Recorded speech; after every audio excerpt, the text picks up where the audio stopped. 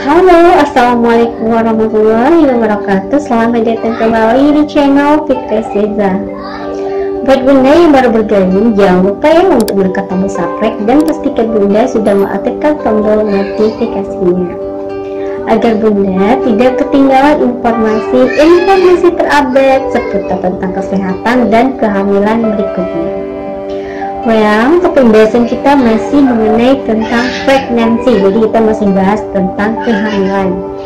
Dan di segmen kali ini saya akan share informasi yang tak kalah pentingnya bagi para bumil. Nah, persalinan secara normal dan secara sesar, kira-kira lebih sakit mana sih? Nah, buat bunda yang penasaran ingin mengetahui informasinya, tonton terus video ini hingga akhir segmen. Jangan skip ya.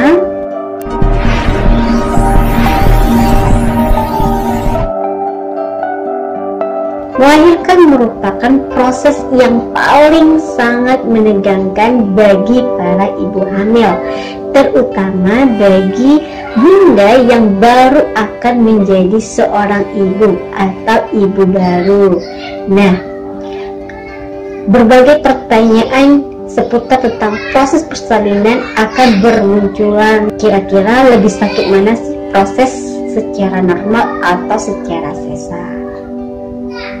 Nah, sebelum membicarakan lebih lanjut mengenai tentang persalinan secara normal dan persalinan secara sesar, ada baiknya bunda mengetahui terlebih dahulu apa sih tujuan dari sesar itu sendiri.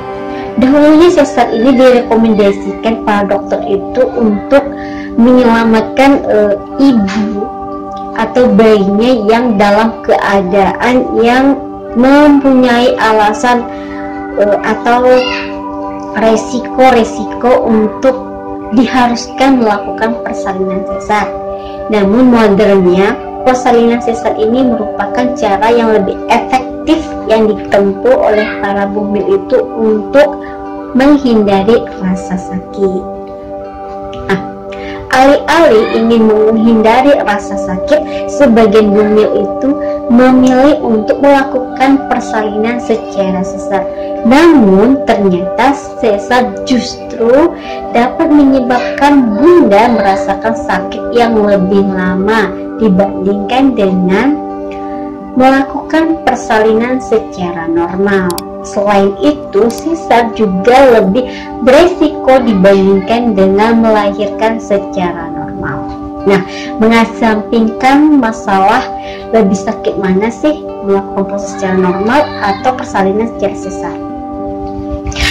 Oke, ketika ibu dan bayinya berada di dalam keadaan atau kondisi yang sehat dan tidak memiliki faktor atau resiko yang menyakitkan, resiko yang menyulitkan, maka proses melahirkan normal adalah cara yang paling tepat disarankan oleh dokter untuk dilakukan.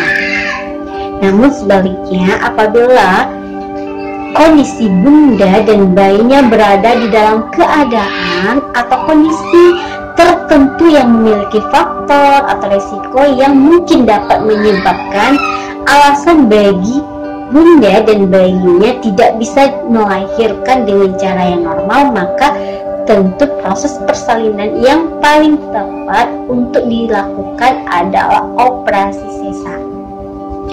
Beberapa kondisi lain yang memungkinkan atau mengharuskan bunda itu melakukan persalinan dengan operasi adalah karena kehamilan kembar, adanya infeksi yang dapat ditularkan kepada bayinya, yang mengalami masalah dengan plasenta selama kehamilannya, kemudian bayi yang akan dilahirkan memiliki bobot yang sangat besar sementara pinggul bundanya terlalu kecil, kehamilan di usia tua, dan lain sebagainya. Dan terkadang keputusan dokter kandungan untuk melakukan operasi sesar bisa tidak direncanakan dan dilakukan untuk suatu alasan yang urgen karena kesehatan ibu dan bayinya atau keduanya. Para bunda percaya bahwa umumnya persalinan sesar tidaklah menyakitkan daripada persalinan secara normal.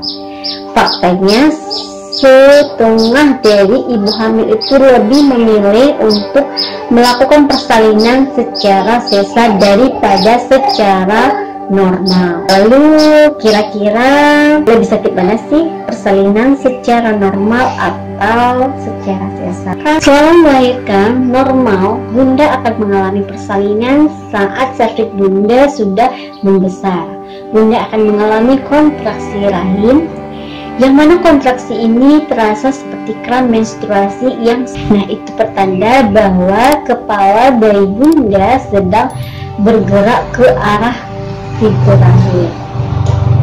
Ada beberapa bunda yang memiliki obat penghilang rasa sakit saat melahirkan persalinan secara normal seperti epidural, dan ada juga bunda yang bebas pengobatan.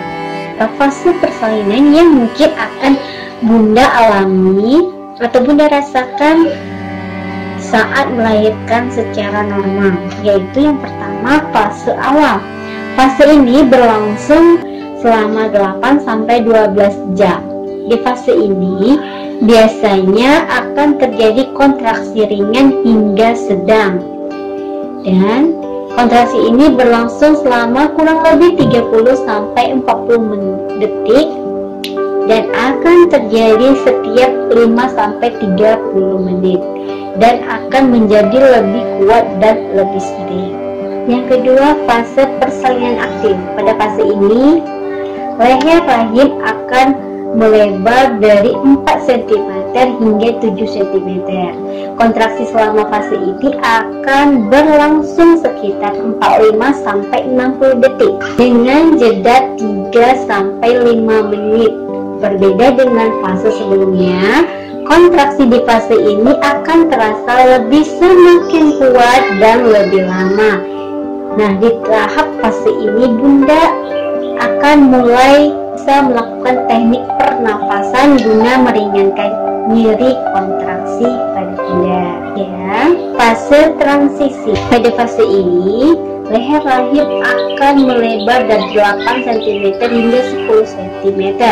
Dan fase ini kontraksi bisa berlangsung 60-90 detik dengan jeda 30 detik hingga 2 menit. Nah, fase ini merupakan fase yang paling sulit tetapi juga berlangsung singkat. Kontraksi ini merupakan pertanda kalau bunda akan segera melahirkan. Alami dalam melahirkan bayi bunda tanpa melakukan cara pembedahan. Metode melahirkan secara normal ini adalah metode yang paling aman disarankan untuk kondisi kehamilan yang sehat. Itulah kira-kira tahapan-tahapan yang akan bunda lalui saat bunda memilih persalinan secara normal. Selanjutnya, saat operasi sesar, tentunya fase-fase yang akan bunda hadapi lebih singkat dibandingkan dengan fase persalinan secara normal.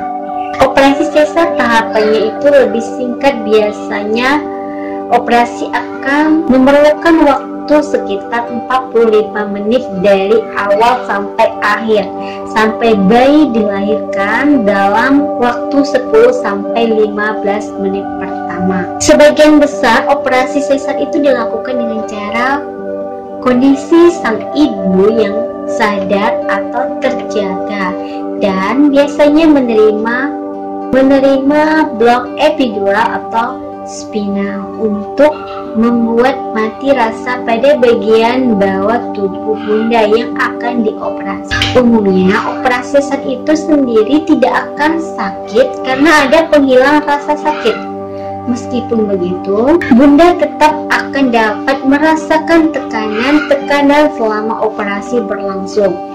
Penting untuk dicatat ya bunda, sesar memiliki resiko untuk dilakukan yang melibatkan sayatan di perut bunda. Tim dokter mengeluarkan bayi dari rahim bunda.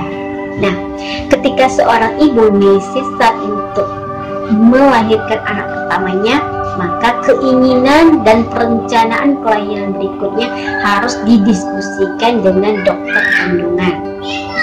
Nah, tentunya Bunda sudah menentukan pilihan Bunda melahirkan secara normal atau sesar, dan mengesampingkan rasa cemas Bunda memikirkan lebih sakit mana melahirkan secara normal atau operasi. Dan semoga video ini bermanfaat. Terima kasih sudah menonton. Sampai jumpa di next video.